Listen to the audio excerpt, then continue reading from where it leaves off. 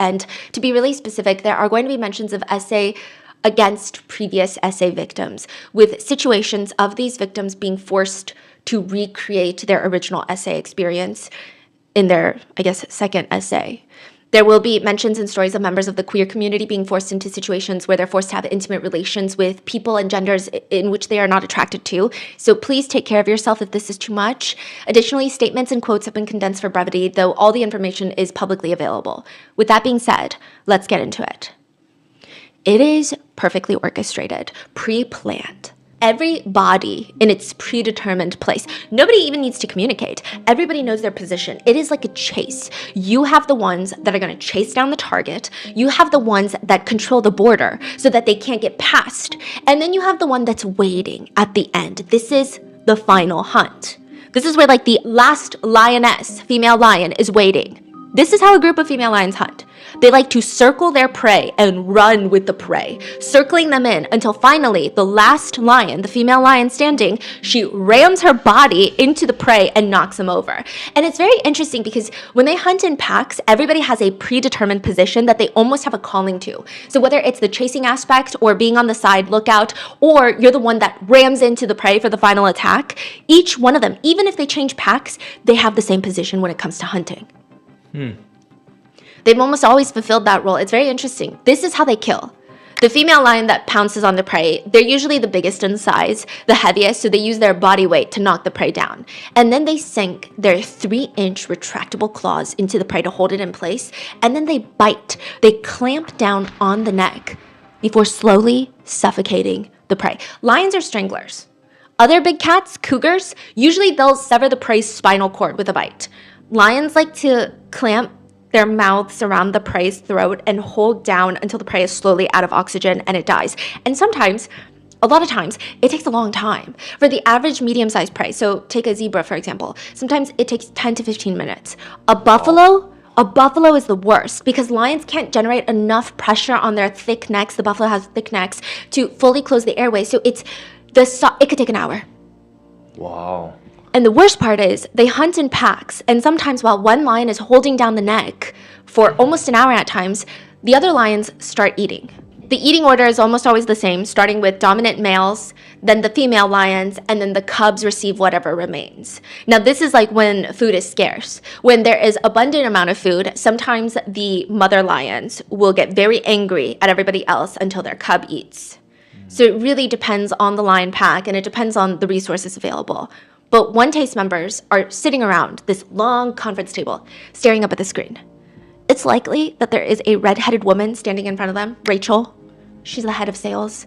She clicks off the video of the lions hunting down and eating their prey. Some people probably want to wince, but they don't because, it's very graphic. Why do we all want the zebra to live even though we know exactly what's going to happen? And after videos like this, Nicole Daydone, the owner of the company focusing on wellness for women, meditations for women where you rub down there for 15 minutes like a new form of yoga, she will tell the group, we are like that.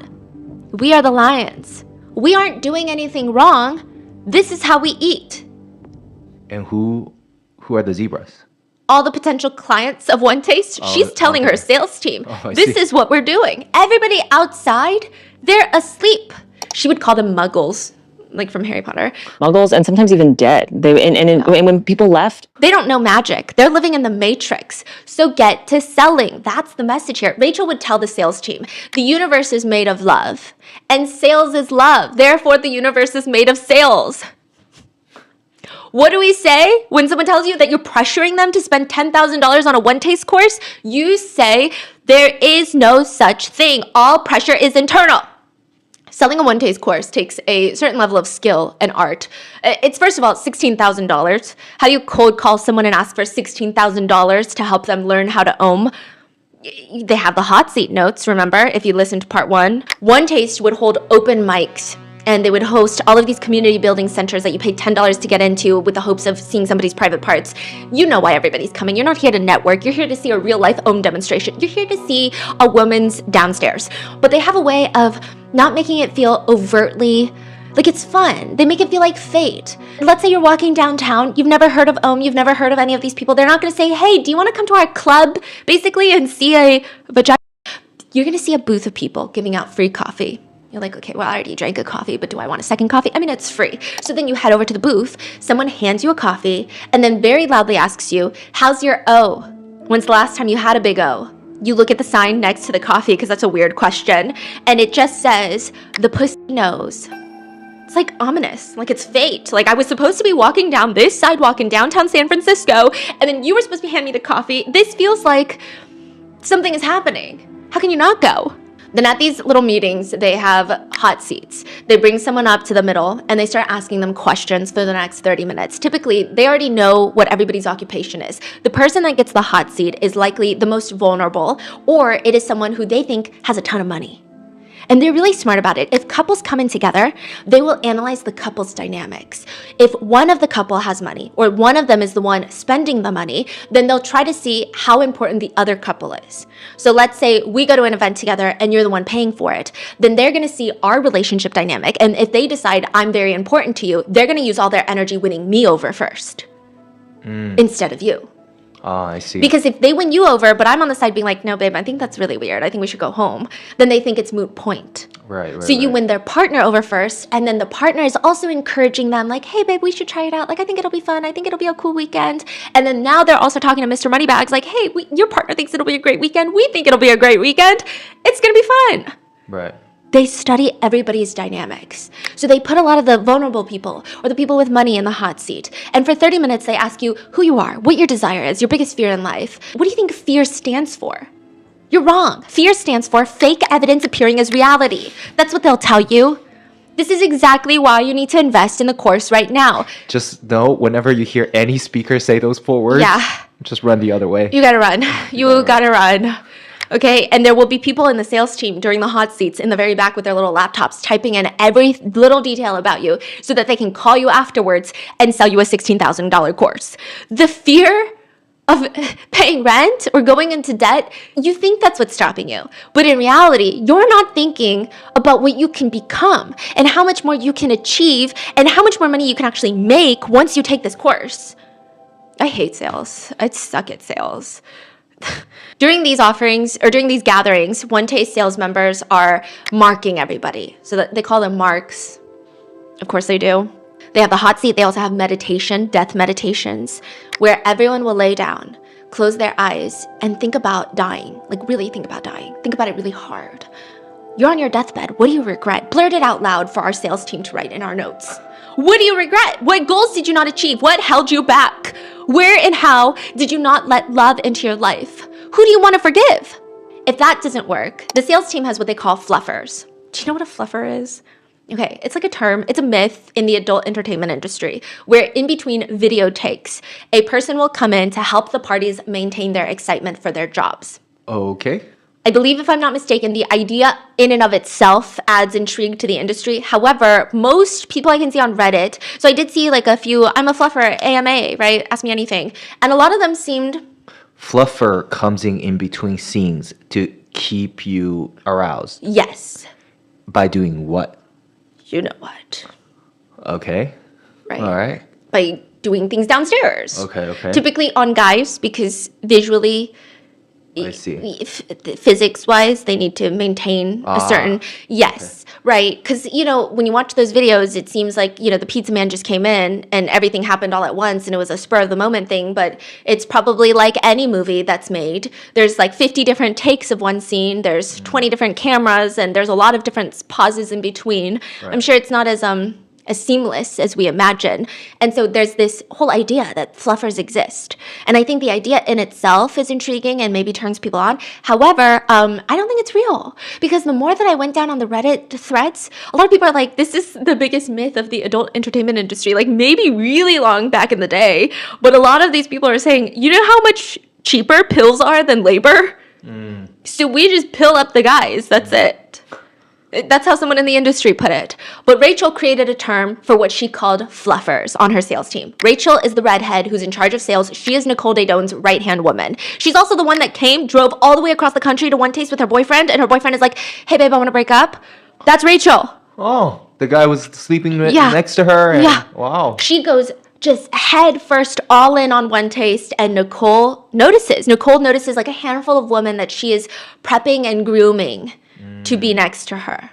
And Rachel is one of them. Typically, these are younger, attractive One Taste members who are told to wear short mini skirts. And it's very interesting because One Taste does this crazy mental game where they teach these women it is an honor to be a fluffer. Because, get this, right? A woman's erotic body has its own gates. When the body is activated, she can transmit sensations dependent on her skill, and she can almost aim it at people like a weapon. She does this simply by drawing her own attention down to her body, putting the whole of her consciousness into her erotic self. They're basically saying that the more in touch with yourself and you are, the better you are at rubbing that energy off on people. So if you're a fluffer, that means you have really powerful energy. Like you have a gift to the world that is this warm, radiating presence. You make people feel a certain way. And they also say, but at the end of the day, because there is workplace code, fluffers should not be the ones taking the credit card. We should bring them in. They do the fluffing, and then we bring somebody else in, not wearing a mini skirt, to take the credit card. Wait, what's the difference between a fluffer and the Because they want to skirt around we never want to be questioned for our people buying prostitution. Are people paying money to One Taste so that they can get laid? Ah, I see. So fluffers are employees of One Yes. Taste, but they're not getting ohm from the employees. They're getting ohm from like a different like participant, Or a they're different customer. promising. Sometimes they're promising. Okay. You know, sometimes they're saying, well, if you join, then we can own together. Right. So Yeah. you're putting the employee is this young woman Yes. in mini skirt and like talking to you and making you okay, got it. Basically promising you the world without promising you the world. But she should not be the one taking the credit card because they don't want to be accused of running an illegal brothel. Got it. So it's like this weird mind game of they tell the employees, you have the craziest energy in the world. Like you radiate energy, so we need you to get these people to open up. However, don't take the credit card because we don't want to be accused of prostitution. Because that's not what you're doing. Okay, so who's taking the credit card? Just another employee that's not in mini skirt. Yeah, not a fluffer. Okay, and the fluffer is there to like express their energy. Yeah, that's the nice way they would put it. Sometimes Rachel and Nicole would just be blunt. Uh-huh. Where they would just tell you, like, get them to think that they're going to you. I think a lot of people would initially believe that it's impossible for so many people to prescribe to some of these beliefs. Like, can you really convince somebody that they're energetically so contagious that they're the fluffers?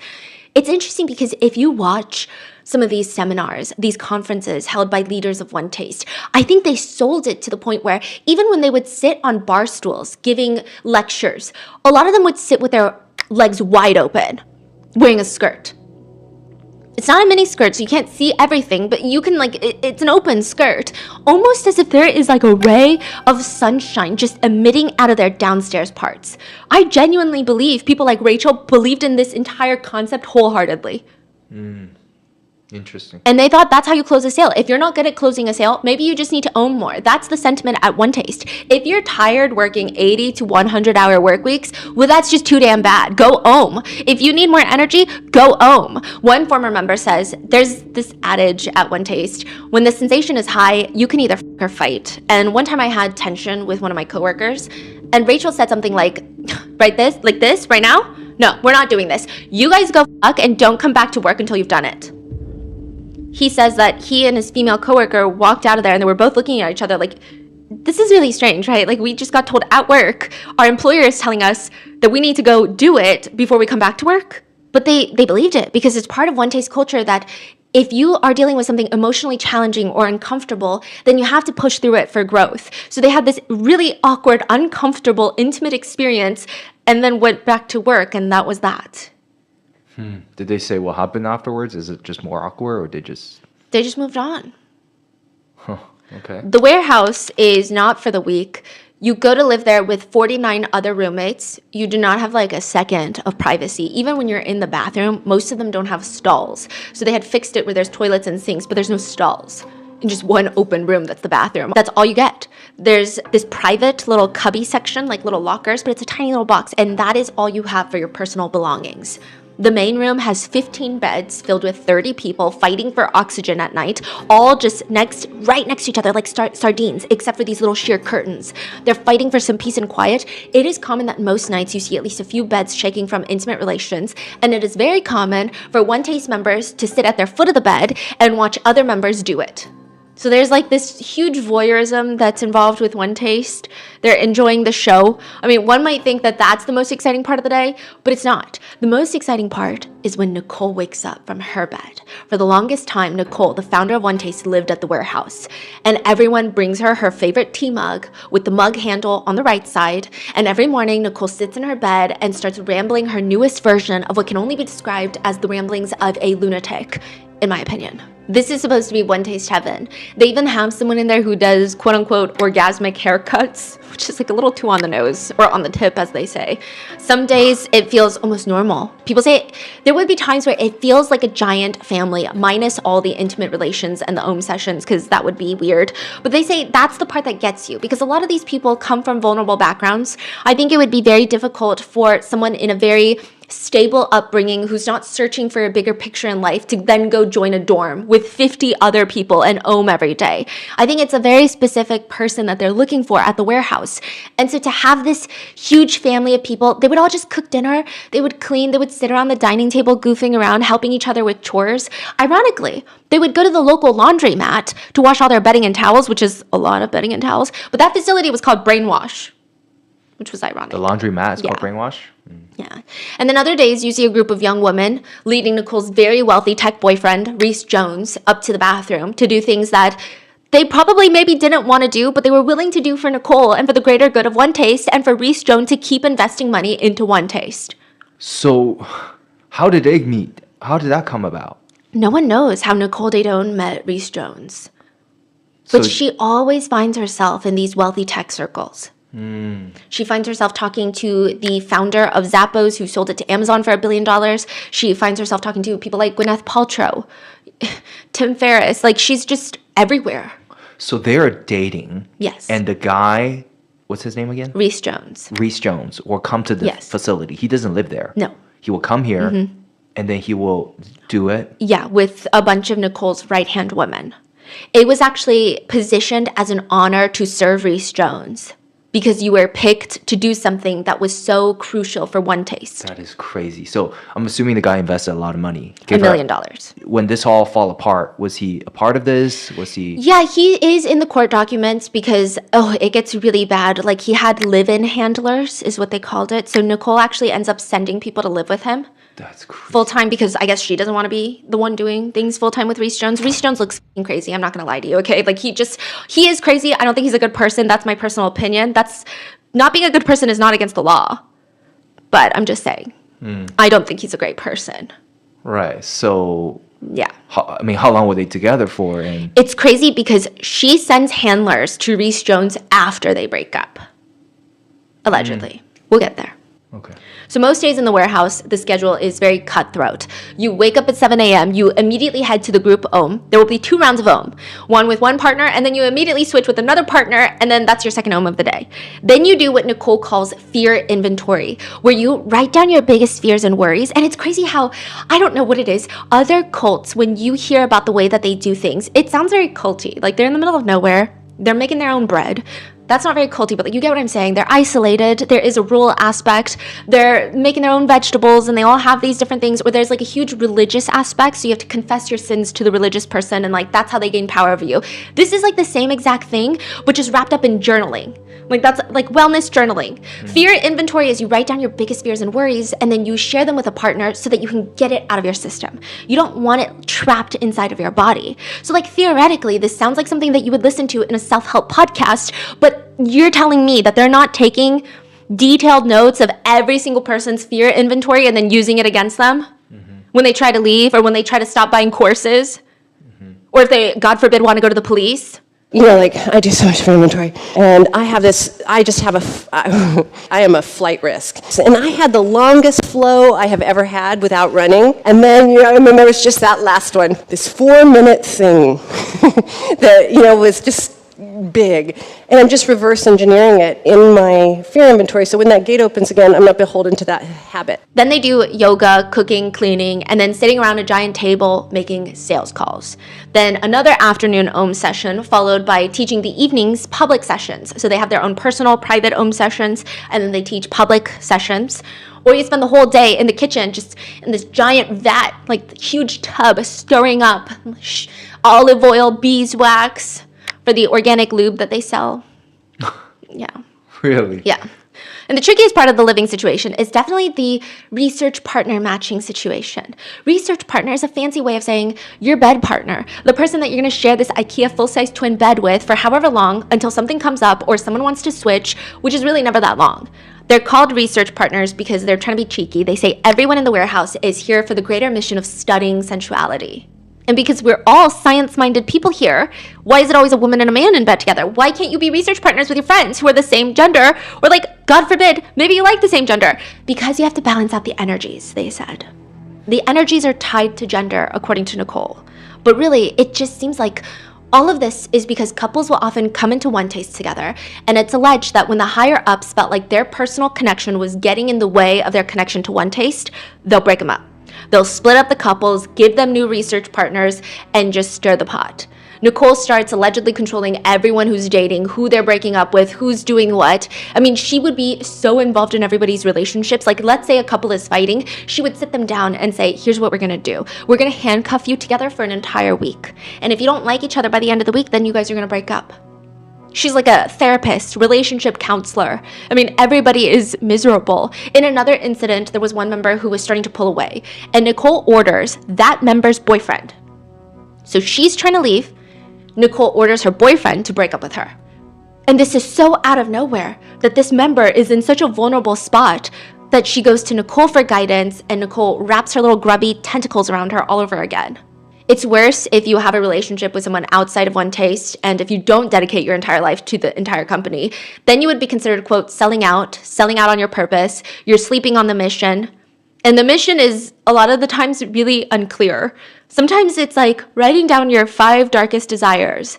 And I had to go on Reddit to look at what people might say. So imagine that you have to write down your 5 darkest, deepest desires. Then you walk out with this piece of paper to the busiest street in San Francisco, and you find a person, and you tap on their shoulder, and you read it out loud. In the bedroom, physical abuse, being punched, kicked, choked, tied up, truly beaten, that's my desire. Another one, I've always had a dark desire to have intimate relations with someone while they're talking on the phone with their spouse. Just say it to a stranger, and I don't know what they're getting out of this. Also, there's kind of a consent concern here. We don't know how old the people they're approaching are. We don't know if this is out of earshot of children. We don't know if anyone consented to hearing about someone's weirdest, darkest desires in the bedroom. We also don't know how in-depth people would go. I feel like maybe the listed above is dark, but it could be darker. It could be more descriptive. It could be terrifying. It could be like, my deepest, darkest desire is to find a short woman and kill her. Like, you don't know. And they could be saying this to a short woman. It's unclear what anyone is even gaining from all of this. Sometimes One Taste members were encouraged to film themselves having intimate relations, and then they would have to play it for everybody else to watch later on, and people would make commentary. Nicole would be like, oh my gosh, look at how beautiful that is.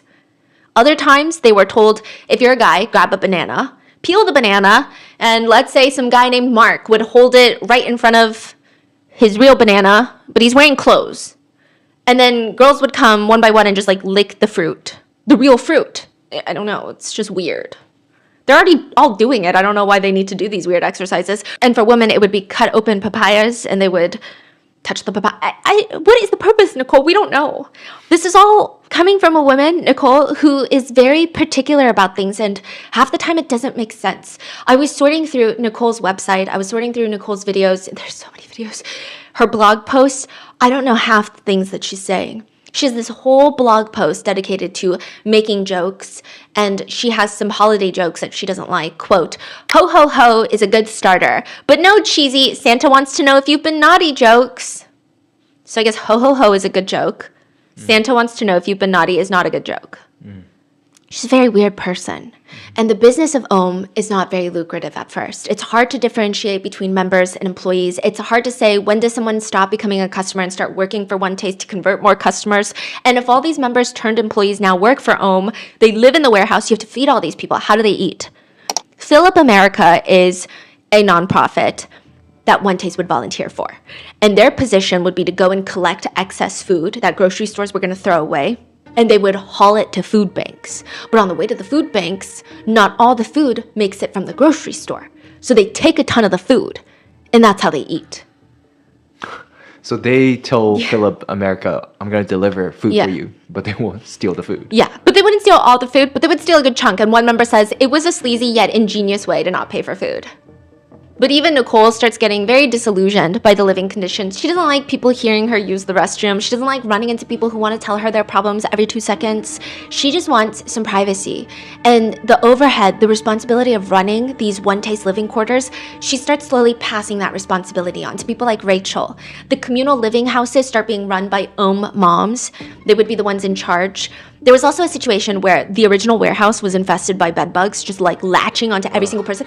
Interestingly, it almost becomes a plague level status. But weirdly, One Taste never had a serious outbreak of STDs. You have to be tested before you join. But it's the bed bugs that do them in. A lot of people move out because they were just tortured by being itchy every single night. So they thought, I'm going to move out until the bed bug situation is fixed, and then I'm going to move back in. But once they moved out, they have a moment of clarity where they're like, what the was that? What was I even doing with my life? It was kind of like the Great Reset. A lot of people just leave, and they called it like the Great Plague of One Taste. The bed bugs. Yeah. And it's during that Great Reset of the bed bugs that Nicole moves out to live with her then boyfriend, Reese Jones. This is before they break up. And Nicole learned through all these different cult leaders that you need to distance yourself from day-to-day stuff. The leader lives in the penthouse. They don't sell courses. People come to them for advice. The leader comes late, leaves early. They cannot be too accessible, or the leader is going to be eaten alive. And it works. Nicole gets turned into some sort of celebrity. Every time she visits the warehouse, everybody is freaking out. They're frantically cleaning up, getting dressed, getting her favorite fruit, her green tea mug with the handle on the right side. And when she leaves, they sit around and talk about her visit for hours. Like, what did she say to you? Oh my God, she said this thing and it changed my life. And I was thinking about it and I felt like it came at the right time. She becomes untouchable and she focuses purely on the part of her business that she probably deems the most important. The money. Keep the investors happy. At the end of the day, this is Silicon Valley. And since a lot of the investors are wealthy men, Nicole tries to think of ways that they would be more likely to stay plugged in to One Taste. They briefly tried to offer male stroking. So instead of a woman laying down for meditation, a man would lay down and a woman would be stroking. That was offered to the higher ups, and there were courses being taught on how to help men meditate. However, there was a real concern that was happening in One Taste that it's fine with the higher ups because they're already enlightened, right? But if the general public finds out about it, it could ruin everything. They would have hordes of men outside, and then someone is going to call the BBB, Better Business Bureau. Someone's going to call the cops. It's going to be a whole thing. It's going to be a prostitution bust. I mean, they would just come in the masses. Women would leave. There would be no reason for women to stay. And so there could be potential legal implications, so they had to keep it very tightly wrapped up, only for the top tier members. But if you're a top tier member and you're really interested, you can also purchase their video courses on how to S the D.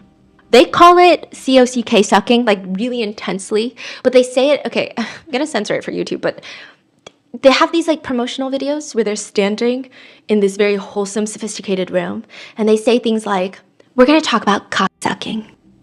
I don't think I'm someone to shy away from intimate conversations like that. However, it's like the aggressive repetition of the term, you know, and contrasting it with the videos where everything is so well lit and angelic looking, and then you have a happy couple sitting side by side and it feels like an ad for a pharmaceutical company and you don't even know what the medication is to treat until the very end of the infomercial. That's what it seems like is the energy. And they just keep saying, sucking, like it's a delicate butterfly's name. So they're selling a course on BJ, basically. Yeah, so they go from selling courses on Om and being a master stroker, and now they're like, okay, well, we should cater more to like men who are like going to buy these courses for their wives and their girlfriends. So we should sell courses. Craziness. Yeah, on like, hey, S-ing the D. Here, buy this one for your girlfriend. Yeah. How much are they selling this for? Like thousands of dollars? Yeah. They also try to push this rhetoric that is anatomically incorrect, that women have a sensory point in the back of their throat that is just as pleasurable as downstairs. That's crazy. And I just have to say, you're so dumb, Nicole. I hate you. Okay, that's what I have to say about that. But they would sell these videos and they would try to state these anatomically incorrect pieces of advice. They even created a how-to where Joanna Van Vleck, the creator of Trunk Club, goes down on a man in real time, giving a step-by-step tutorial. I mean, she's like a multi-millionaire. Who is she? She sold Trunk Club to Nordstrom for, I think, $200 million. She becomes like an executive. It's like one of those personal stylist subscription boxes for clothing. She sells her entire business to Nordstrom for $200-something million. And she joins One Taste as an executive. And she apparently has this video where she's like just S-ing the D and giving us a tutorial. And she says that she used to just do these actions to be a good partner. But now she does it because she loves it. She said, I had so much fear. I don't want anyone to see me like this, anyone, especially not him, until I learned that at the other side of it, that he felt so much more in his body when I was willing to be vulnerable like that. Sometimes my brow is furrowed. It's not pain. It's that fine line where pure electricity is jolting through my body. It feels like the most bliss and discomfort I've ever felt at once. I look forward to the day when every woman in the world practices this for her own self. So is she an investor of One Taste? Yeah. Okay. So, oh, wow. Nicole also has a whole section dedicated in her book for this, where she even lists out how to prepare for such S-ing the D activities, starting with part 1, the preparation. Look at your man. See him for all who he is, for his strength and for his toughness, as well as for his vulnerability and his disappointments. Feel the love you have for him. Feel the desire you have for him. Then if your desire is truly there, ask him gently and kindly if he will allow you to S his D. They also just kind of lose the plot at some point and they just start teaching BDSM courses where they're like whipping each other and they start leading everyone around on leashes. Again, nothing wrong with BDSM or any sort of specialized interest in the bedroom as long as everyone is consenting adults. I don't know what that has to do with home. Overall, the nicest thing to call Nicole is a weird-ass pick-me. Another former member of One Taste says he was so uninspired at his software job and he was feeling really suffocated because he has a young son. He's like, it's just like my life sucks. And he tells Nicole, she comforts him and tells him, yeah, you are the father of this child. But that was the mother of this child's choice to let him be born. And you don't have to dictate your life based on the decision of the mother of your child. She is the one that ultimately decided to have this kid. Again, I really hope they're picking her at jail. But at some point, it does feel like One Taste loses track of what they're doing. They're just shooting arrows in the dark. They're just trying to see what's going to stick, what's going to bring in the most revenue. I mean, Nicole even starts doing orgasmic rebalancing. There is a clip of this in, I think it was in the Netflix documentary, or it was in the Vice documentary. There's so many documentaries on this too. But it's where someone is laying down on a massage table on their back. And Nicole is just like dry humping them, sniffing them, massaging them. Everyone's fully clothed, but she's like trying to bite at them. Like she looks like someone who maybe potentially has rabies. I don't know. Like it just is weird. Like gyrating on her. Yeah, and it's really weird. And what is this called? She's why is she transferring her orgasmic energy to that subject. Ooh, okay. But it's just like a lot of like grunting and like grabbing and groping and like her back is hunched and she's like convulsing and it's like you could have just seen a therapist and we would have all been fine.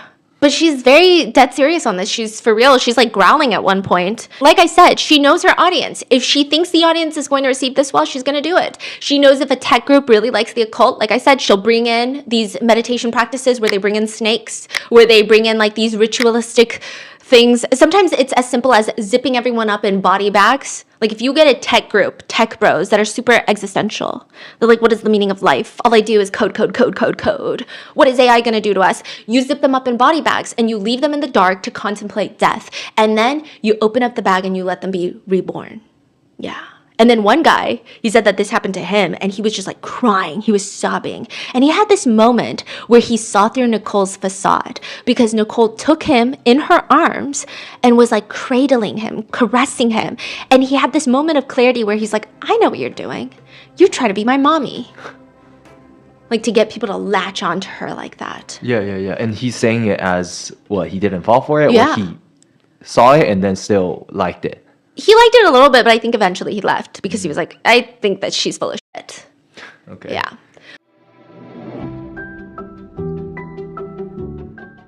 A while ago, I was eagerly awaiting a package and I got a random text that looked like it was from the delivery company that my driver had dropped the package off at my exact address and to click the link in the little thing to see the photo that they took. I was so close to clicking that link until I remembered that I've actually never gotten texts like this before.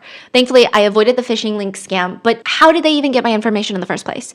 What I did not realize is that my personal information was being bought and sold by data brokers all over the internet, and it is very likely that your information is too. Incogni helps you protect your privacy and take your personal data off the market by reaching out to data brokers on your behalf, requesting your personal data removal, and dealing with their objections. With Incogni's custom removals feature in the Unlimited Plan and Family Unlimited Plan, you can point to any website where your personal information is visible, and one of their privacy agents will take care of the rest for you. Go to incogni.com/rotten and use code ROTTEN for 60% off. Incogni helps wipe yourself from the internet. They can't harm you if they can't find you. Click the link below to claim your 60% off and get your personal data off the market. Erase yourself from the internet.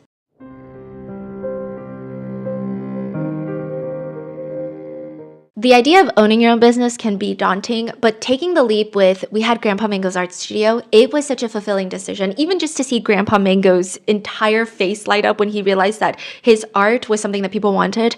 We only had his art up for a limited time, but I could not have done that without Shopify. We used to joke in the family that our Grandpa Mango could have started Grandpa Mango's art studio by himself if he used Shopify, which I don't know if is entirely true because there's a huge language barrier. However, it's that easy to use. Shopify is the commerce platform behind millions of businesses around the world, and 10% of all e-commerce in the US, including popular brands like Skims, Aloe Yoga, and Rode. Shopify meets you wherever you are in your business journey, and it grows with you. My favorite thing was that everything was synced in one place. Their analytics dashboard showed me exactly what was working, what wasn't working, no guesswork. It was just data. If you've been sitting on that idea, waiting for the perfect time, you can stop waiting. The leap to be a small business owner can be very scary, but Shopify makes that landing smooth. It's time to turn those what ifs into sales with Shopify today. Sign up for your $1 per month trial at shopify.com/rotten. Go to shopify.com/rotten. That's shopify.com/rotten.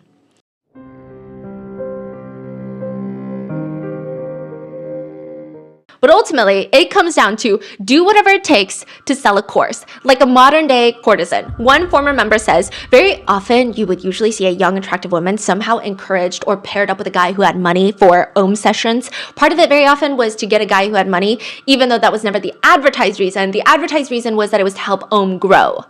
Another member says they would specifically go for a lot of rich tech guys. And the message is, you can make any man do anything you want, giving Nicole all his money as long as you know how to handle them. Nicole calls it the call with a capital C. C-A-L-L. It is the power that females are born with. This is like the strongest power in the universe and only females have it, okay? She writes in a self-published article, the most accessible way to understand the force of a call.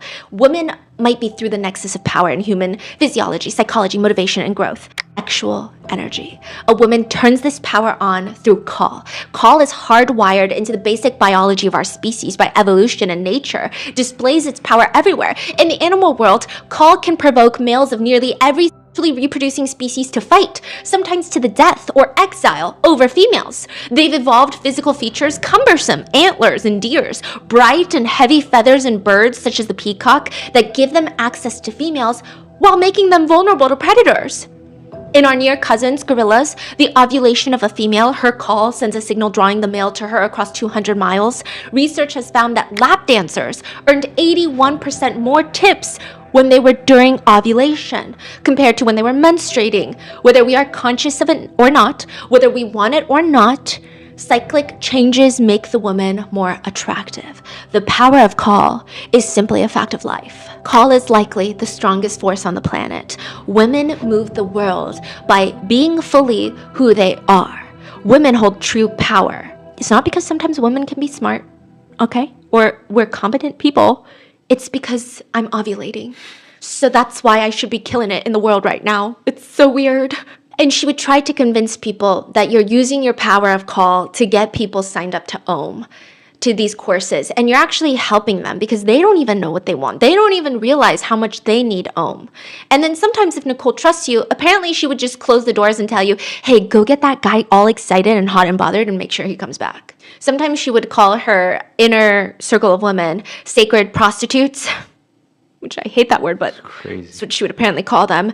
And side note, none of the members, even if they're working 80 to 100 hours at One Taste, they're not getting paid. A ton of members spent like $100,000 on One Taste buying all these courses. Then they make it to be part of their sales team and they would get commission, but it would be the tiniest commission of all the courses they sell. Sometimes they would work 100 hours a week, get paid $300 a month.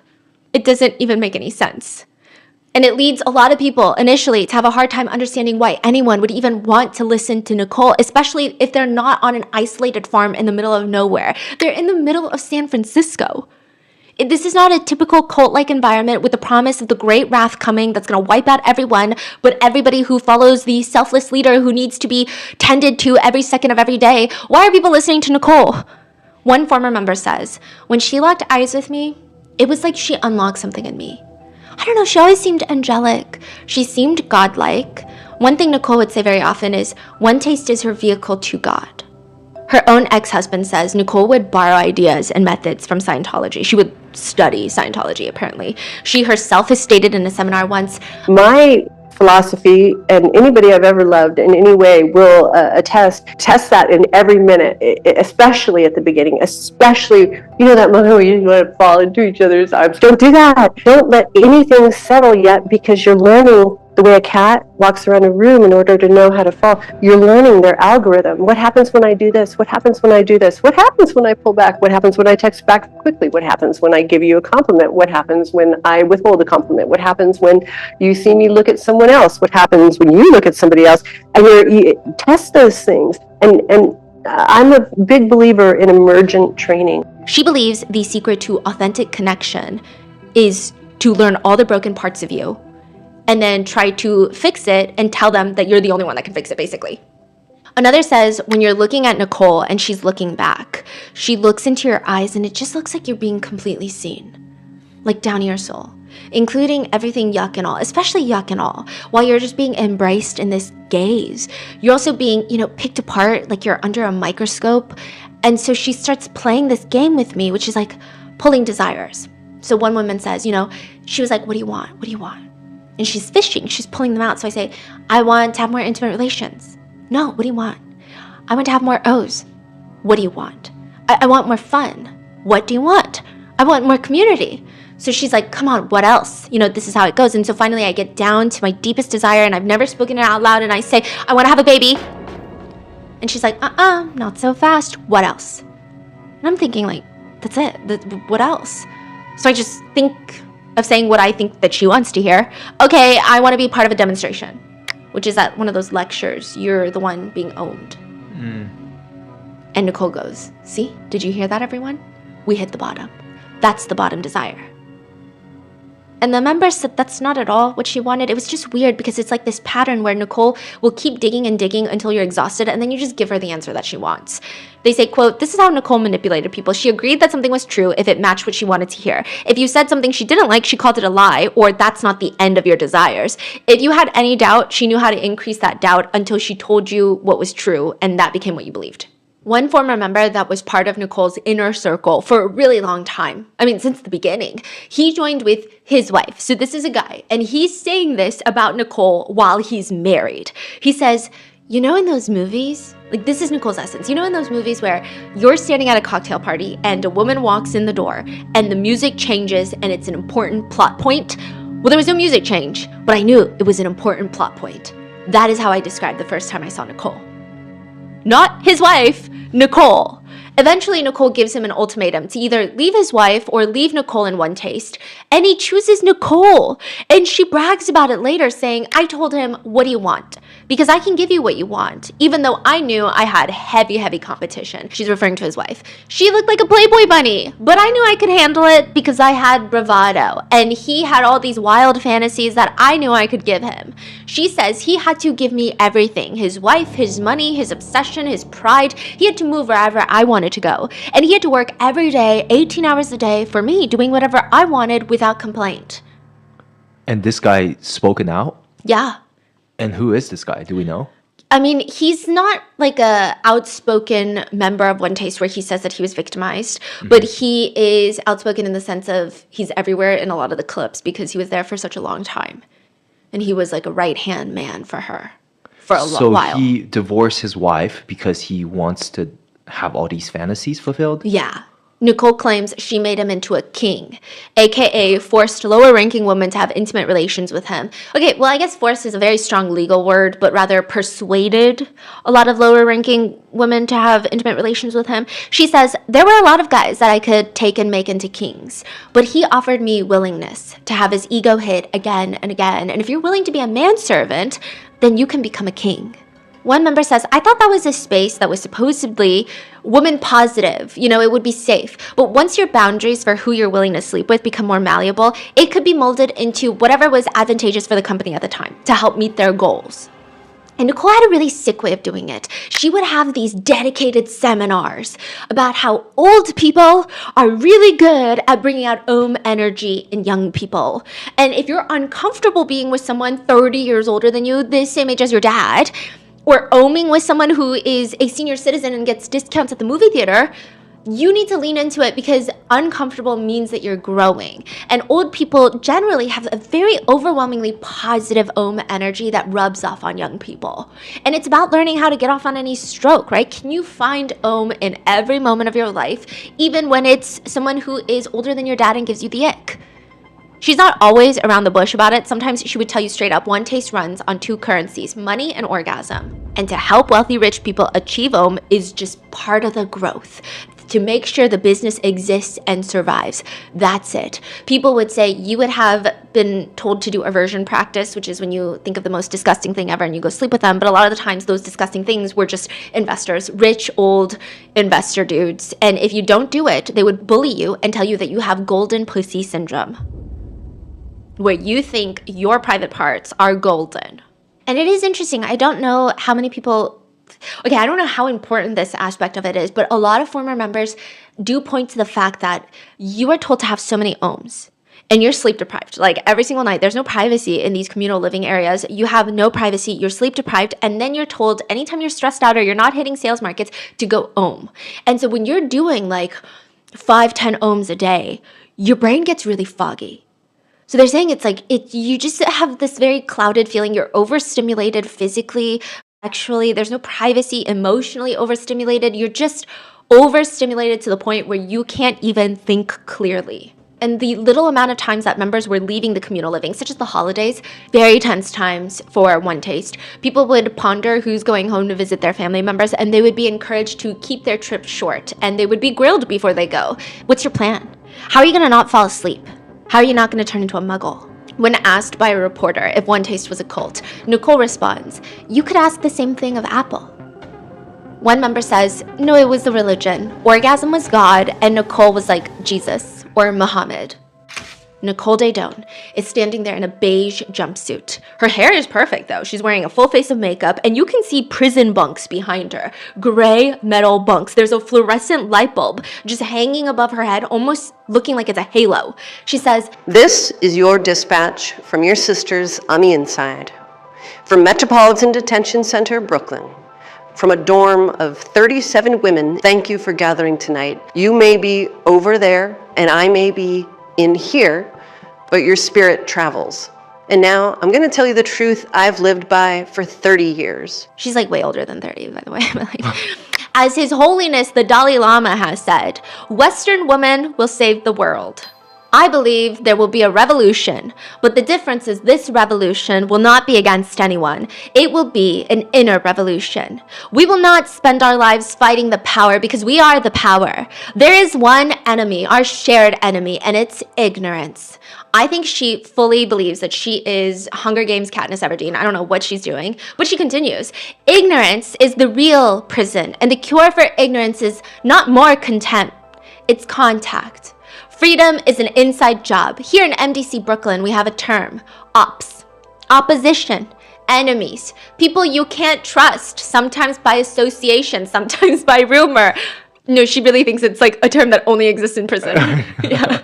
No, she doesn't understand. Yeah. Sometimes because of old histories that we drag behind us like chains, and you can see the sickness of separation magnified. She describes her dorm at MDC. A room full of 37 women, all in dire straits. Women the world calls criminals, animals, threats, spending precious energy that could be used to heal and build, instead battling over turf or battling over who is talking to a man. So remember how we talked to Brad from MDC Brooklyn, and he said that there are these vents that a lot of the Yes. male inmates and the female inmates will talk to. Can you explain again for the people? Yes. Okay. So basically, MDC Brooklyn houses male inmates and female inmates Separately? Separately, yes. But they can hear each other through these vents, like these AC vents.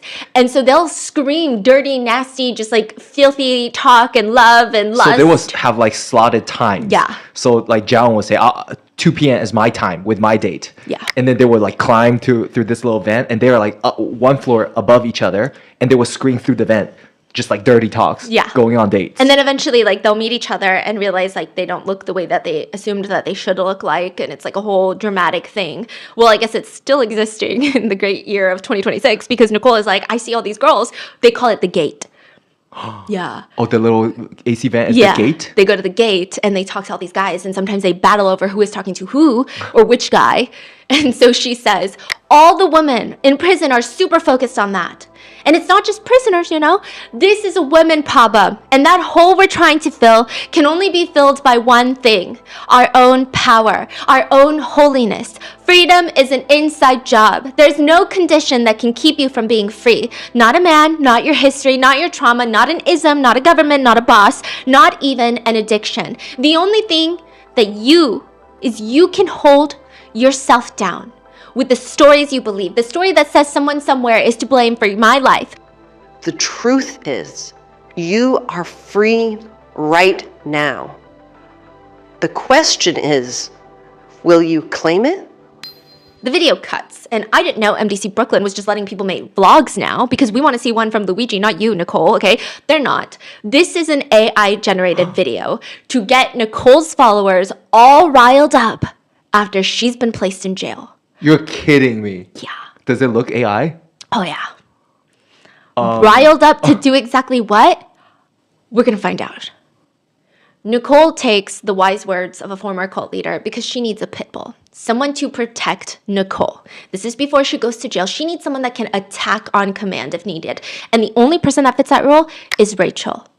I don't know exactly what Nicole sees in Rachel. I mean, the moment that Rachel walked into One Taste, she just seemed very vulnerable. Her boyfriend had just broken up with her, like I said in the beginning. She's sleeping on a bed next to her ex-boyfriend now that she traveled across the country with to join One Taste. She has no money. All they could offer was their labor in exchange for living at the warehouse. I mean, this is their dream. The first few hours they get there, Rachel genuinely thinks this is heaven. Even when her boyfriend breaks up with her, she thinks this is heaven. She thinks she's made it. This is what she wants to be here for. And Rachel is very confusing because she's later going to be the only other person charged alongside Nicole Daedone. But a lot of people think that Rachel herself is a victim. There is one video where Rachel is sitting on Nicole's lap like a child, and Nicole leans over and bites Rachel on the neck. Rachel squeals and leans in towards Nicole. And Nicole looks around and she's proudly showing everyone, did you see that? You do that and she comes closer. Almost saying it's human instinct to want to pull away when someone's biting you. But she's so trained, she's so obsessed with Nicole that she comes closer. And Rachel has like a playful aura that throws people off. In one seminar, Rachel says, "Hi, I'm Rachel and I teach the dark arts." I would say that's the fourth dimensional class that I teach. The third dimensional class that I teach is sales. I'm also hyper volatile. And I'm an 8 on the Enneagram, and I'm a Scorpio. I think maybe I wasn't a very nice person in my last life. Ultimately, though, people in One Taste with very close interactions with Nicole and Rachel would say Rachel was willing to do anything Nicole wanted her to do in terms of advancing One Taste and protecting One Taste. I get that she could have come from a vulnerable place, but there are so many incidents that members have spoken out about what Rachel has done to them. And yes, it's under the pressure of Nicole. Nicole is pressuring her to have higher sales, do these crazy things so that she can keep everyone under control. But she doesn't have to do this. Rachel has a crush on a new member, a new guy from One Taste. And this guy, he's also talking to a bunch of women because that's the culture at One Taste. It's the warehouse. Everybody's sleeping with everybody. And let's call this girl Michelle. Michelle is like one of Rachel's proteges. So Nicole has Rachel, and Rachel has like a group of girls that she's also keeping close, that feel like her closest confidants, the ones that she tells to go and do things or help her with things that she's training for what? I don't know. And so Michelle is one of the inner circle girls. Michelle gets a flirty text message from this guy, Ben, and there's so many emojis in it. Michelle sees Rachel as a sister. So she shows Rachel, not knowing that Rachel also likes Ben. And she's just like, look at what Ben texted me. And all hell breaks loose. Michelle, because she is one of Rachel's favorites, she was told that she has really strong energy, energy, which we learned is like the most important thing for women. It's like if you are able to have that call that is so strong, to have the sexual energy that is so strong, people can feel it, then of course, One Taste is gonna want you to be a part of the demonstrations. So when they do these big seminars, you're the one getting stroked, and it's a really big honor because that means your energy is infectious. That's like a high compliment. That's basically saying like you've got holy blood in you or something. And it doesn't matter what you want. It doesn't matter how you feel. I mean, most of them want it because they've been told over and over again, this is the highest achievement. And by this point, they're so deep in it that they've been manipulated into thinking like, this is exactly what I need to do. This is my calling, basically. It's an honor. Yeah. And so Michelle was going to be someone who is doing these demonstrations, and she was really proud of that. She worked so hard to get there. She was practicing Om. She was doing everything Rachel told her to do just so she could be part of these demonstrations. And then Rachel one day brings her into the full group at the warehouse in front of everyone, including Ben, the guy that they like, and announces that Michelle has a disease, a spiritual virus, where her turn-on energy, the most important thing, is broken. So for weeks, nobody is allowed to look at Michelle, interact with Michelle, because they don't want to feed the beast. There's a beast in her who's hungry, and we can't feed the beast, otherwise the beast will take over Michelle. And so if we really love Michelle, we should ignore her. And then finally, Michelle, it's like a very traumatic experience where she hears the huge commotion first thing in the morning. She's like barely awake. She's in her pajamas. She hasn't even brushed her teeth. And they're like, Michelle, you gotta come out here, right? She goes out into the main living area of the warehouse. And Rachel is saying that this other girl is going to be the new girl for the demonstrations. And Michelle is like, wait, what do you mean? I've been working so hard for this role. Like, I did everything you wanted me to do. Why are you suddenly saying I can't be the one? And Rachel is like, okay, then prove it. So she has Michelle stripped down. She's so confused from just waking up. Strip down, get on the table, and Rachel is directing a random guy to give her an Om. Midway through, though, Rachel takes over and starts really aggressively Oming Michelle. And then she asks Ben, the guy that she likes, to go to the other side of the room and see if he can feel Michelle's energy. If he can, then she can be the girl for the demonstration. If not, then she can't. He loudly announces to everyone, no, he can't feel a thing.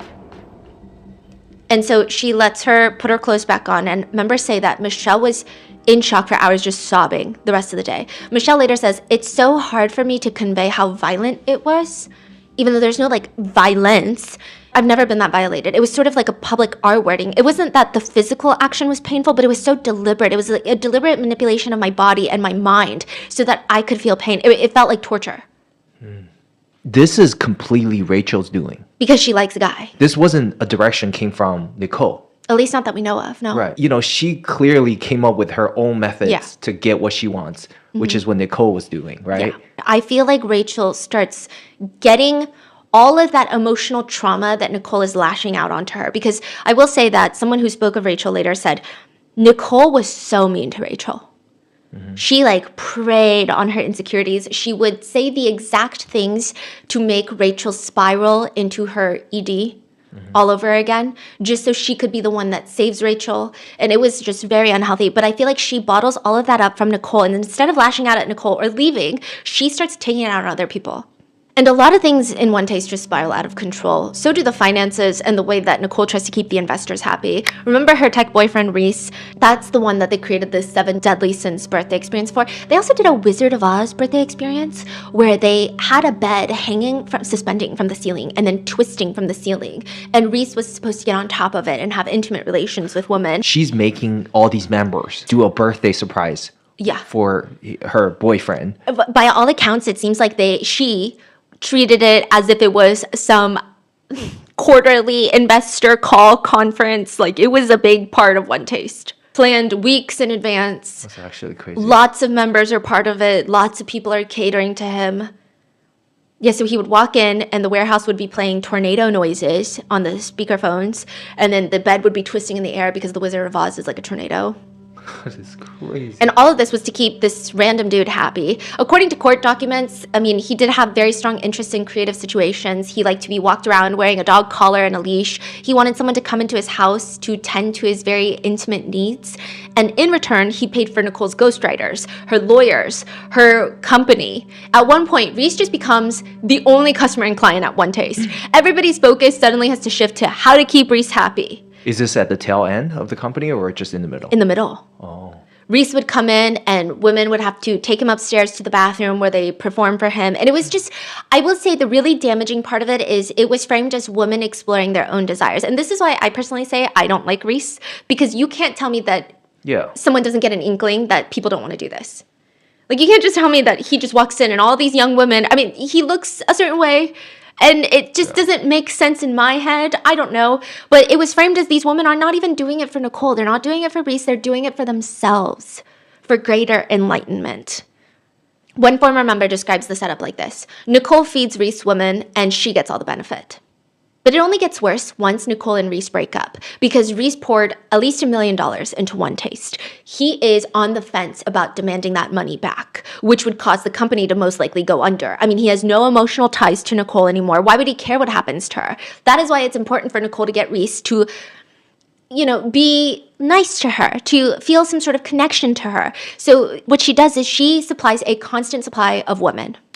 Handlers who were One Taste employees or, One Taste associates who were asked at various times to giving him a hand job every day or some sort of sexual interaction. What's complicated is that some of the women who held this role don't feel that way. A few of them are still very devoted to Nicole, are still steadfast supporters of One Taste. And then others testified at trial about how they felt that this was abusive and exploitative. Nicole convinces the woman that this is an honor to be able to go live in Reese's mansion in San Francisco and serve him. This is not an abuse of power. This is a spiritual opportunity that women should be thankful for. So they picked 2 women from One Taste to go live with Reese to be his handler. And the worst part of it is they picked 2 queer women who don't even like men and definitely don't like Reese. One was very vocal about struggling with her sexuality because of One Taste. She said that One Taste kept telling her that she had to unlock her full potential by being hungry for the male body part. So both of them get sent to live with Reese. They don't want to. I mean, they don't even know what this means. And every single day they wake up, they do the laundry, they do all the house chores, they put away the groceries, they feed Reese dinner. Sometimes he wants them to eat with him. Sometimes he just wants them to keep him company. And then almost every single day, there would be some sort of intimate favor that they would have to complete. And during a seminar, Nicole bragged about it. She told the class, when I was with Reese, I used to set up for him every day. Every day I would set up, I'd set up experiences. The only reason it seemed to stop is because Reese goes broke. His finances start taking. He's maxing out all of his credit cards. He can't afford his mortgage. He put more than $1 million into the company and he wants his money back. And Nicole knows that there is no more flowing drip of money coming in. He went broke? Yeah. Really? I don't know how broke he went because I was looking into it, and now he opened up his own venture capital firm. But that's like what a lot of weird tech scammers seem to do too. So I don't know if this is like a legitimate one or if he's just pretending to have a job. Yeah. And how does he walk away from this without any lawsuits or anything? That's crazy what he's doing. I wonder if he settled privately with some victims. I know that One Taste settled privately with a victim. Like, maybe that could have been part of the reason that he went broke. I'm not entirely sure. So is One Taste still around today or no? It's complicated. So a lot of the higher ups that were with the original One Taste, they started branching off and creating their own companies that are very similar to One Taste, but that are all about like tantric wellness. Or some of them are straight up like dating coaches services. A lot of the male higher-ups just started dating coach services. And Nicole still has a company, The Eros. They have a whole YouTube channel, a whole blog that is run by people. Even up until her arrest, she was creating these... I have a conspiracy where they have these videos where it seems like they're giving a seminar. But you only see Nicole and you only see the person, like her special guest that she's yapping to. Nicole talks like my mom, if I were to give my mother 10 cups of coffee and maybe like 3 Adderalls. Just like, I don't know what this lady is saying. Like, you know how like people as they get older, they start yapping and you're like, I don't know if any of this is like connecting, and she just gets weird. Do you know what I don't know if I'm describing it correctly. That's the feeling that I kept getting Which is like, when your grandma just is like yapping in circles, and then she kind of forgets the point that she was yapping about, but then it devolves into a different point, and then it keeps evolving into another point, and then you're like, I think we've lost the plot. I don't even know what you're saying. In your mind, have that drink. Do have the drink. Drink it. Enjoy the feeling of the drink. And then see what happens next. If it's like 7 days later and you're doing cocaine in Tijuana, in your mind's eye, maybe you don't take that drink this one time. But the most important thing to understand here is that it can't be to be good, and it can't be to will it. That's so hard to get. It can't be like, I'm going to be the best, so I'm going to do it. Or she's doing it, so I'm going to do it and beat her. Or it can't be none of those things. Those are finite world reasons. It has to be freedom, the way a drowning person wants air.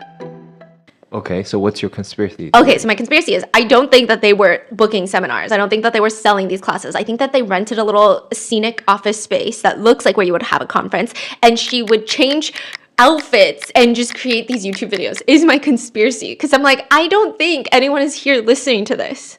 And what's the purpose of that? To just seem like she's still got it in. That the company is like running and to have more people join the company. This is my conspiracy. Definitely my personal opinion. Definitely not a statement of fact. What do I know? Right?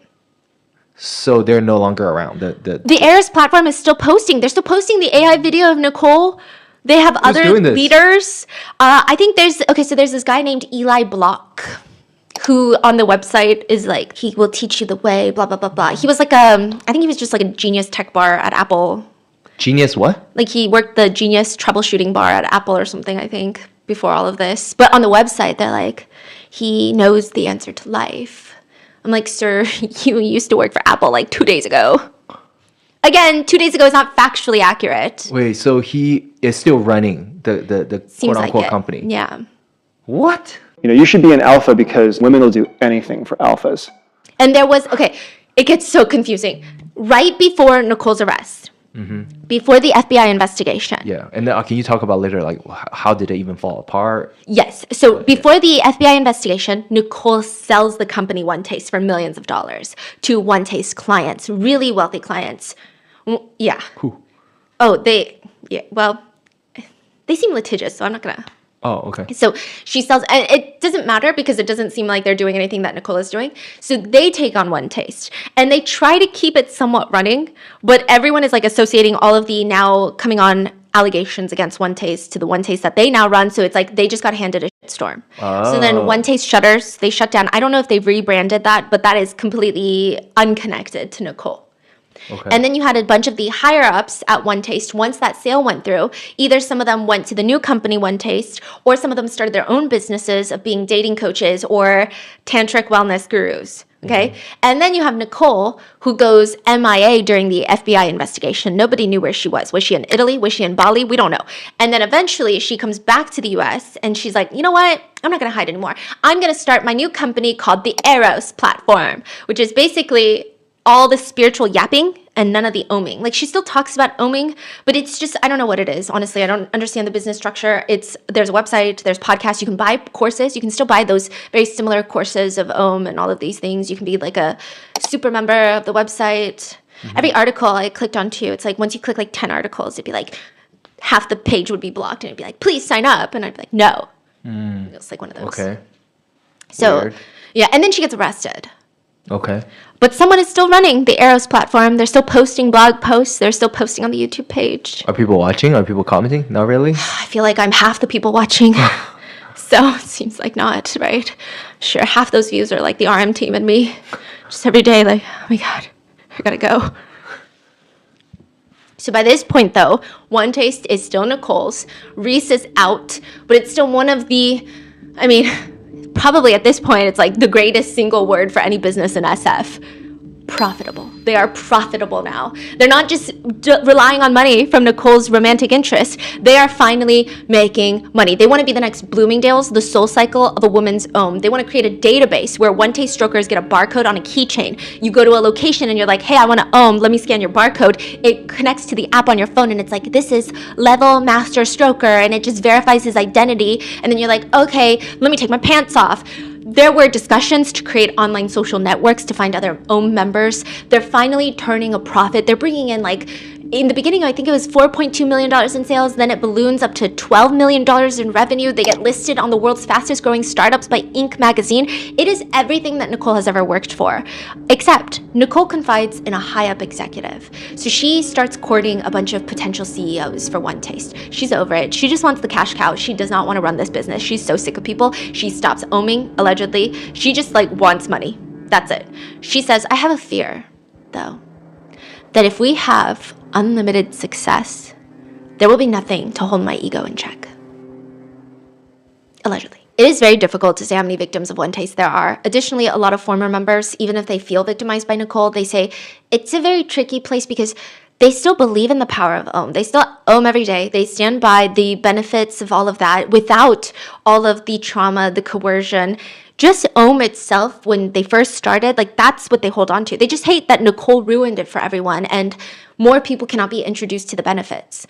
A lot of One Taste members, victims, can be categorized in a few different sections of how they were taken advantage of. Obviously, the biggest one is financial. One former member says that she paid $70,000 for courses, and all she really got out of it was a copper necklace. That's what you get when you join a course, right? And the copper necklace reads, remember to remember. Another member says, I was literally going to the food bank. I had $300 in my account, and someone convinced me that I should take that money out and put it towards a class. It was apparently very frequent that Rachel, the head of sales, would just whip out her computer and help people apply for credit cards. Others argue that it's like the perfect blend of getting people into a state of easy manipulation. You really want this course, you'll find a way to pay for it. Look, you could even open a new credit card. There was a woman who I was dating, and she said, hey, I want to take this class with you, and I want you to pay for it. And I was like, what? And we hung up the phone, and I just sat in this chair, and I could feel the desire start to almost like necrotize inside of myself. I could feel it starting to die. And I picked the phone back up and I said, no, okay, wait, I want to do it. And they're just saying it's brain science. Like, you have this whole weekend course where everybody's oming. There is chemicals released in the brain from having the OM sessions. You're just full of oxytocin. And so that you just end up racking up huge debts without even realizing what's happening. You lose touch with reality, and then it becomes very hard to get your money back.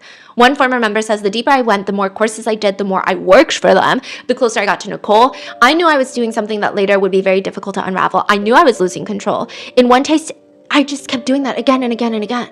One victim says, I'm so tired of hearing it, that you were such a smart girl. How could you let that happen to you? How could you let it happen? They start off with love. Experts call it love bombing, bringing you into the fold, making you feel special and seen, cared for, valued. Then they pull it away, push you down to the very bottom, expel you from the community, take away your access to purpose and meaning, and even at times take away your connection to God.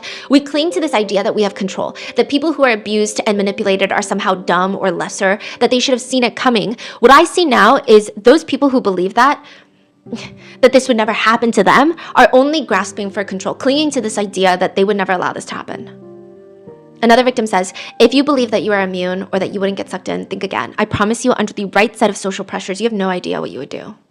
And then you just have people that walked away feeling very confused about their intimate relations with other people and themselves, whether that be as extreme as feeling like they were coerced into having intimate relations with investors or people that they did not want for the benefit of Nicole and One Taste, or people that were forced to recreate their SA trauma, or just people who were told that OM would help them, and then after OMing so many times with strangers, they just were left confused. I mean, even the guidance between Nicole and the One Taste executives, it was so, in my opinion, reckless. I felt like they never had a clear idea. None of them had any sort of trauma training. Nobody knew what, honestly, I don't think any of them knew what they were talking about. And they switch up ideas nonstop.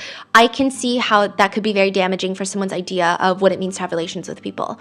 One former victim says, you don't realize until after what a damaging idea all this is. I feel really disgusted that I put myself through that. I feel much more confused about sex and the boundaries of my body, even though that's what they say it helps you cultivate. Another says it was about getting clients. She recalls Rachel telling her, really push it out, really give this man a great experience so that he wants to sign up for the coaching program. I felt really icky about it.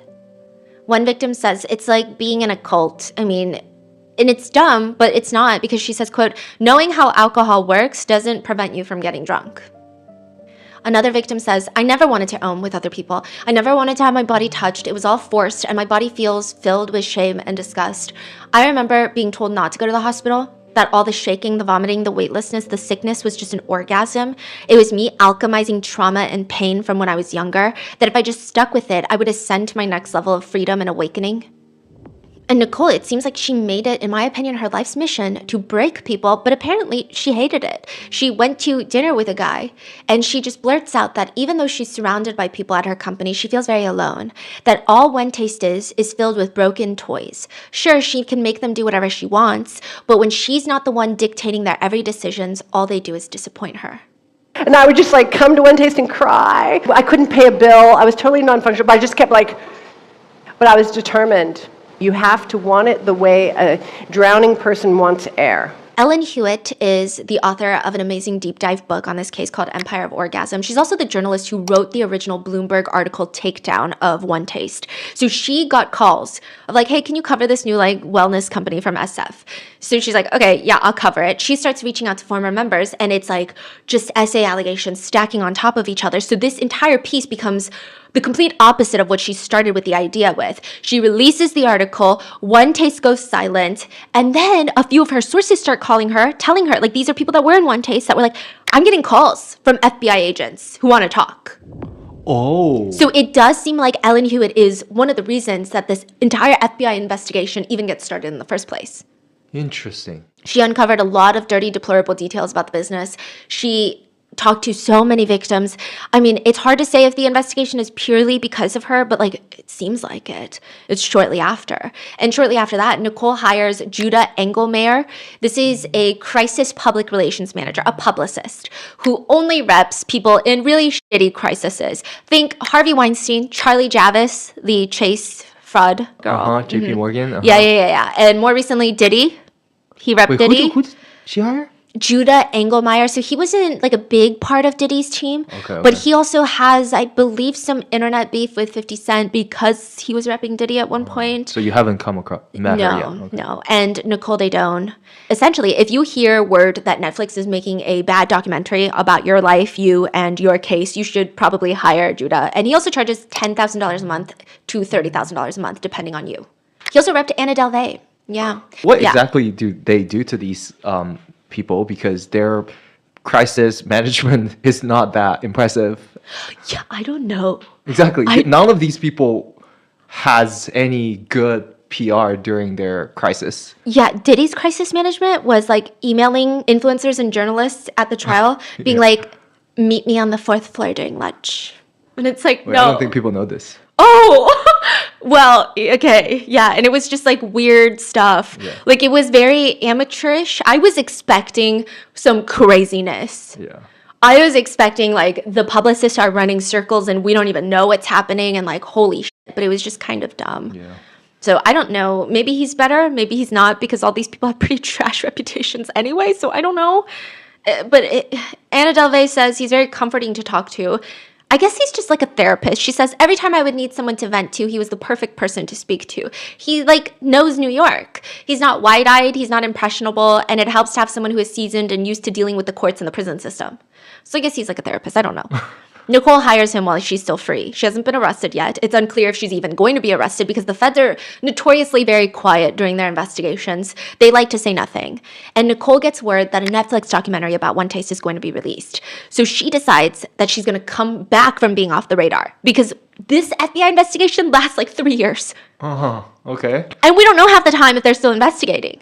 Because that's what the FBI does. Yeah. Some people are saying, oh yeah, I got a call from the FBI. And then nothing happens for 3 years until they're indicted. It's just like, what's happening? Like no one's saying anything. But Netflix is already like, Netflix is like, oh my God, we got to get on this. There's word of that being in the works with Ellen Hewitt, also heavily featured in the documentary. She's coming out with her own book, which is now out, Empire of Orgasm. There was a Vice Investigates documentary. It's like 50 minutes on this as well. So there's all these happenings. And Nicole, no one knew where Nicole was.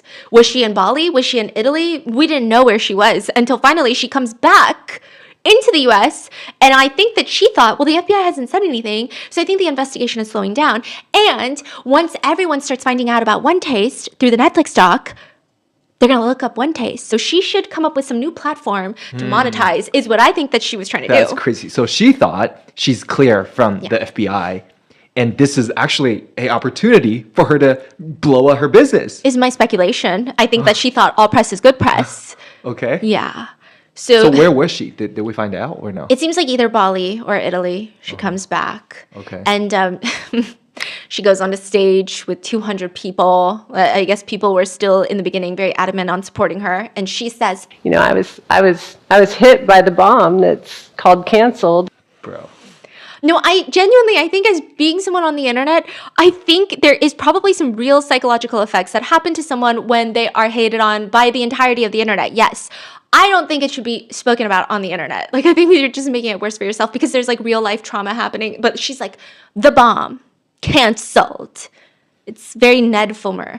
I was thrown under my desk. I was vomiting and shaking and crying. I didn't know this kind of terror existed.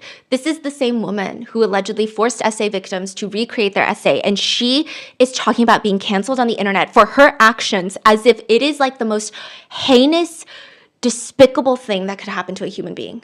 I had to come back. I had to do the science. I had to write the books. And because of my friends, I had to come back here. She describes it like it's her duty to the world. She said, if you knew you had a kind of medicine, but that medicine was surrounded with fear and loathing and a hatred that jeopardized your life, what would you do? So she's saying, like, I am so selfless. I have this meds. No one believes it. Everyone's scared of my medication, but I have to do this for you guys. One published article on the New Era's platform website, it reads that the media projecting the idea that One Taste was a cult is, quote, this is a very confused distortion of the community culture that One Taste was advocating. The idea of a guru or cult leader is a masculine ideal, assuming a formal hierarchy and not something Nicole Daedone ever sought or assumed in practice. While it is true and to be expected that Nicole was afforded all the same authority and deference that any CEO and company owner could count on to support her in the running of her business, she actively discouraged people from idealizing her.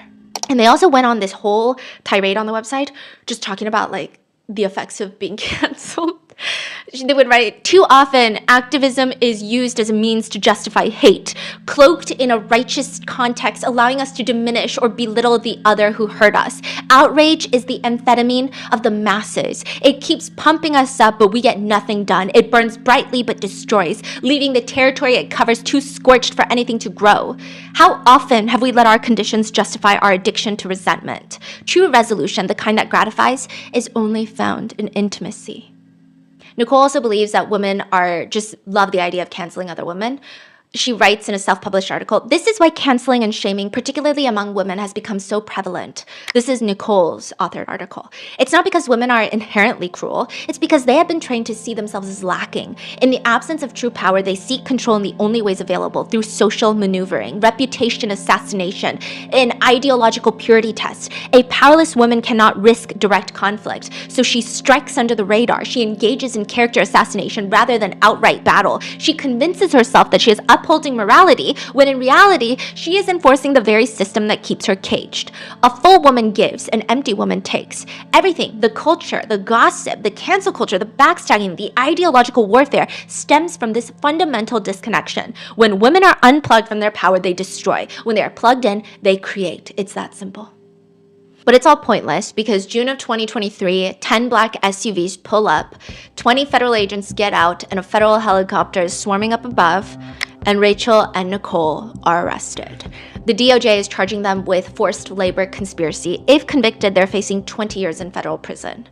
Immediately, Nicole and her team are defending her. Nicole's attorney states to the media, Nicole Daedone has always been about uplifting women. Being a strong, smart, successful female entrepreneur doesn't make you a sex cult leader. It makes you a champion of female empowerment. And it makes you a target for false accusations. They also call her a ceiling-shattering feminist. Nicole and Fuentes, they go on to create these graphics that basically insinuated that Nicole and Rachel were part of a modern-day witch hunt. So Nicole and Rachel and her team of female attorneys, they would choreograph their outfits where they'd be in like pantsuits walking into the courthouse for their court hearings. And there were reports from reporters and journalists that they would have male members of their team. So like the attorneys, maybe it's a paralegal, maybe it's another attorney on the team that's a male member, right? But once the cameras are out, they would go hide. So it just looks like a whole team of women coming into court to fight the witch hunt. So Nicole and Rachel, they're not tried together, right? They are. They are? Yeah. Whoa. Yeah. Huh. And they're repped by the same attorneys, which is questionable for sure. But Right. I guess Rachel never turns on Nicole. I'm sure, in my opinion, my speculation, she probably was given opportunity to. I don't see why the feds wouldn't, Yeah. Huh. but... Fascinating. Meanwhile, EDNY, which is the Eastern District of New York where they were tried in, they say the defendants built a business on the backs of victims who gave up everything for them, including their money, their time, their bodies, their dignity, and ultimately their sanity. So what the hell are their attorneys saying? During the trial, a lot of Nicole's followers would be there, and they just were on a social media campaign against the victims. All the witnesses testifying in the trial, personal pictures of the victims testifying against Nicole would show up on social media, and it was like a humiliation campaign against them. People that were still very loyal to Nicole would call them stupid liars, regretful narcissists, losers, imbeciles. They even released photos of victims wearing bikinis, photoshopping piles of poops over their face. These are the followers of the cult. Yeah, and they were all there. They're all like there in the public pews, I imagine. Wow. And Nicole was doing the same thing that I said Diddy was doing, where he's like putting his hand on his heart and like, thank you, mouthing thank you to the followers. Even their attorneys have stated some crazy things, like no matter what you think about Fuentes and what they were doing, they chose it. They knew what it was about. The fact that they're regretting the actions that they took when they were younger is not evidence of a crime. We are deeply disappointed in the verdict of the court case. This case raised numerous novel and complex legal issues that will require review by the Second Circuit. So the trial started May of last year in 2025, which is exactly when Diddy's trial started. And I think that's important to note because there was not a lot of people attending the trial or lots of coverage on the trial that made it to mainstream media. And Nicole has said that ultimately her being convicted of forced labor conspiracy and Diddy not being convicted of sex trafficking is the double standard. I think he should have been convicted in my personal opinion, but like I don't think it's a double standard. I think that jury pool was just so insane. Nicole's attorneys included the very aggressive Jennifer Bongine, who repped Harvey Weinstein, Bill Cosby, R. Kelly, and Keith Raniere, who there's overlap because Diddy's Mark Agnifilo also repped Keith Raniere at one point. They did the same thing that a lot of the attorneys were doing in all these cases, that Nicole is not to blame for somebody else's choices. Ultimately, it comes back to, look at this really nice text message you sent Nicole, though. Remember when you told Nicole you love her? I'm sorry, was there a gun to your head? Like those same dumbass remarks, okay? They were, quote, having a blast, is what they would say. They would just berate the witnesses. Like, there were no locks on the doors, right? You could leave the warehouse at any time, right? There were no guns, right? But you wanted to be around Nicole. Look at this. Can you read this message for us? Rachel's attorney even said at one point, they wanted it badly. These witnesses were running towards Fuentes, begging to be included, shouting from the rooftops about how much they loved it. Being mean is not a crime. They were ultimately found guilty of conspiracy to commit forced labor. They face a maximum of 20 years in federal prison. The prosecutors want 15 to 20 years. The defense argues just 2 years should do. They still haven't been through sentencing, even though they were found guilty June of last year. And it's likely because it is very complicated. The feds are overreaching, I will say. So they are found guilty of conspiracy to commit forced labor, not forced labor. That's a separate charge. Conspiracy is easier to prove. Right, so conspiracy is just like you were trying. You tried. And like the jury just has to think that you were trying to do that. You don't necessarily have to do it. They just have to think that you were trying to do it. The prosecutors, though, the 20 years is usually the sentencing for forced labor. Right. Not conspiracy. And what's typically for conspiracy? Probably closer to what the defense is saying. Years. Yeah. So there's been a bit of a big argument there of Nicole and Rachel wanting to appeal. Their attorneys have stated we're deeply disappointed in today's verdict. We maintain our client's innocence and look forward to continuing this fight on appeal. The case has raised numerous novel and complex legal issues that will require review. We find inspiration in our clients, Nicole and Rachel, who have shown incredible strength throughout this entire process. That this is exactly the type of case where you have extraordinary FBI misconduct. And I don't say that lightly, but this is the case. This is the case that they should be looking at, and particularly on this specific administration that seems to have such interest in looking at what the FBI has done systemically, this is the case right here. So yes, we hope they will, and we hope that it will result in the right result, which is dismissal. This is my frustration with these like cases, right? Same thing with Diddy's case. I feel like the legal system doesn't protect emotional manipulation, right? When Yeah. someone is in a very weak point and you can clearly see a lot of things, it's hard to prove in court. A lot of things happens in people's mind, and in text message they say things like I love you, but the context is she's not saying I love you out of I love you. Yeah. So that's why, they get charged with such small sentences, but the damage on all these victims is like lifelong. Yeah. I forgot.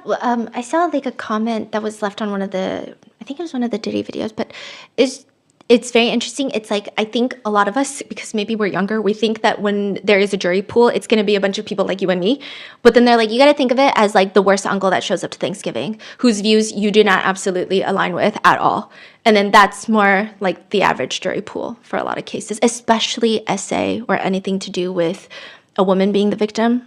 Yeah. But if that appeal doesn't work, it's not over for Nicole and Rachel. It seems like they are, like I said, heavily courting right-wing media outlets. I think that Nicole and Rachel could potentially be going for a presidential pardon by the end of Trump's second term. What? Yeah. What? She's been going around saying some crazy things like, even though I grew up radically liberal, I found myself joyously side by side with conservatives fighting together in a great political battle. It seems like she is connecting with someone who is connected to the pardon czar, which is on Trump's team that does a lot of the pardons. It's unclear if that's her goal. It would make sense, but I don't know. So I guess That's what like Ghislaine Maxwell yeah. was Yeah. trying to do, right? Yeah. So is she and Rachel in the same jail then? Yeah, seems like it. They're both at MDC Brooklyn, where Ghislaine is no longer at MDC Brooklyn, so I guess they can't all be buddy-buddies. I wondered if they own together. Is that defamatory? No. I do wonder if they own together. But that's crazy that they still put them together then. Mm-hmm. But that video of Ghislaine in jail did come out, remember? With the recent Epstein files. Oh, yeah. She looks really bored. That one? Yeah. Yeah. But I do think like it's kind of sick because I think certain people hate being in jail. I think Ghislaine Maxwell hates it. I think Diddy hates it. I think all these people hate it. Nicole, I think she hates it. But I think if she gets out, she's going to have like a whole martyr phase. I think so. And it's going to be heinous. I just hope nobody falls for it. Unbelievable. That means once the sentence is happening, she could literally be released right away if it's only a couple years, right? Time served. She's out this year, next year. Yeah. And see, what's crazy is like, I think when we talk about it like this, it's whatever. No one's going to fall for it, right? But Ellen Hewitt, the author of Empire of Orgasm, and she's the one that wrote the original Takedown article. If anyone, she's like Nicole's biggest op, or at least from Nicole's perspective. So she was there during the trial, and Nicole made eye contact with her. And a lot of times you would think that the defendant would just look away or like look stinky faced. She said that a lot of the other One Taste executives were looking at her like, you ruined our lives. And Nicole says hi to her, walks up to her, and says, you and I share a strange intimacy. And how did she describe her feelings or?